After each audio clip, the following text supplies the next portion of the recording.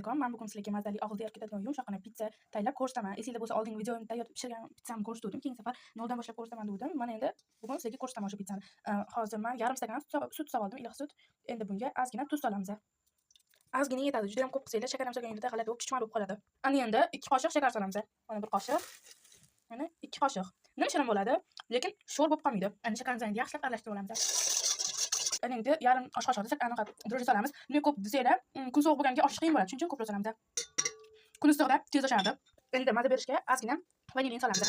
Endi ozgina o'simlik yog'i solamiz. Mana ozgina yog'ni soldik. Solgan yog'imizni aralashtirdik. Endi bunga elakdan o'tkazib un solamiz. Mana unimizni elakdan o'tkazamiz. Toza bir shizotli. Mana unimizni solib bo'ldi. Yetarlicha endi buni lopatkada aralashma holiga keltirib olamiz. Keyin quyuqlashgandan keyin massa qo'limizni achitamiz. Hozircha lopatkada. Bundoq dumaloq qilib aylantirsanglar, xamir holatiga tezroq keladi. Lopatkada aylantirsanglar. Mana men massam o'sha xamir holatiga keldi. Endi qo'limizni ishlatsak bo'ladi. Mana xamirim tayyor. Endi buni yaxshilab, bunaqa qimo joylarini yo'q qilib, yana yaxshilab xamir holatiga keltiramiz. Mana xamirimizni yaxshilab yumshoqqina qilib to'g'rilab oldik, ramkaga tushirib oldik. Endi buni ozgina taxminan 20-25 minutga issiqroq joyga oshirishga qo'yib qo'yamiz, dro'j solingan.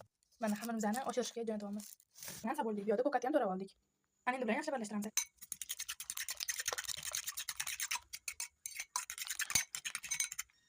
Bu yerda endi ikkita sosiskamizani to'rab olamiz, mana shu shaklda qilib.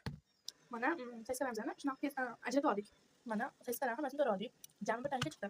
Mana bu yerda oshgan xamirimizni yoyib olamiz. Mana xamirimiz tayyor, shunaqa yoyib oldik. Endi bunga tuxumli aralashmamizni solib olamiz. Chetiga tuxum sarig'ini surib oldik. Endi buni bir tekis qilib yedirib olamiz. Mana tuxumimizni bir tekis qilib quyib oldik. Endi bunga men topib qo'ygan kolbasa sosiskalarimizni qo'yib chiqamiz.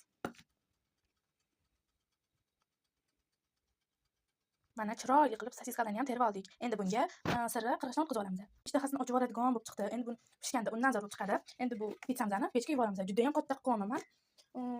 Bemalol sahalga ham yesa bo'ladi. Hozir ayniqsa ro'za Ramazon oyida juda ham zo'r va ishtaha ochib ketadi.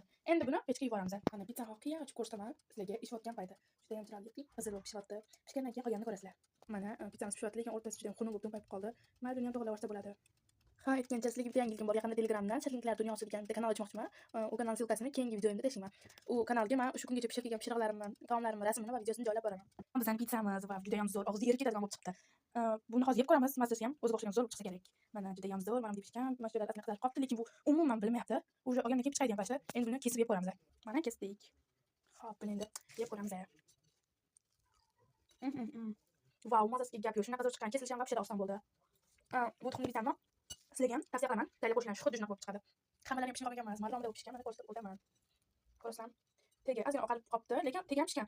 Gap bo'lmasa hozir qo'yaman bu shakar. To'kkan bo'lgancha, lekin ko'rinishida va mazasiga gap yo'q. Videoga har doim like bosib, obuna bo'lib qo'yinglar. Keyingi safar bundan ham zo'r bomba shirinlik yoki taomlarni sizlar bilan issiq yoki yeguliklarni tayyorlab ko'ramiz. Videoga like bosib, obuna bo'lib qo'yinglar.